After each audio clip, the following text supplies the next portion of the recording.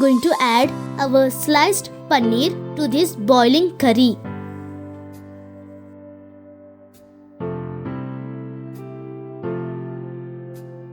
Mix gently, otherwise the paneer will break into pieces. Close the lid and we are going to cook it for 10 minutes in low flame.